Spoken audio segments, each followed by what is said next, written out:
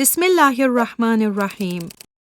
The Rulings of Fasting, the Invalidators of Fasting, Part 1. Eating and Drinking. The primary invalidator of fasting, which is the number one cause of the invalidation of fasting, is eating and drinking.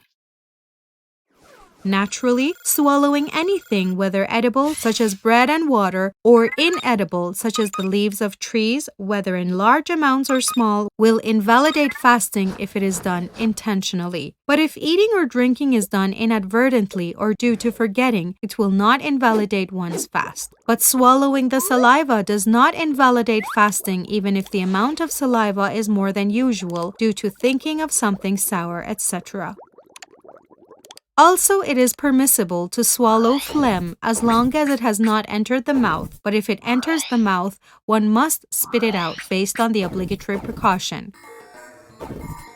Therefore, if the phlegm enters one's mouth and one intentionally swallows it, one will have to pay the expiation, kafara, of an intentionally broken fast for it. Even if this occurs to one during prayer and one does not have any tissues to spit the phlegm into, it is permissible to break the prayer. If you get nosebleeds a lot, you do not need to worry because nosebleeds do not invalidate fasting unless the blood enters the mouth and is swallowed intentionally, or by keeping the head up to stop the bleeding or sniffing, you make some of the blood enter the throat.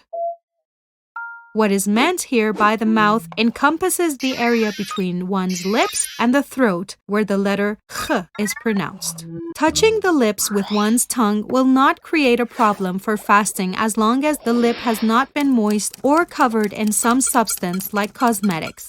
Things like trying to chew the food for children, tasting the food, rinsing the mouth with water or mouthwash will not invalidate fasting as long as these things are not swallowed. But even if some of it inadvertently reaches the throat, it will still not invalidate fasting. However, if one knows for sure that this would cause some of the substances to reach the throat, and they do that anyway, their fasting is void and the kafara must also be paid. Wearing makeup and using kohl will not invalidate fasting, but using kohl is considered abominable, makruh, if the smell or the taste of kohl reaches the throat while one is fasting. But chewing gum invalidates fasting because as one chews the gum, small particles of it break off and are swallowed. Institute for compiling and publishing the works of Ayatollah Makarim Shirazi.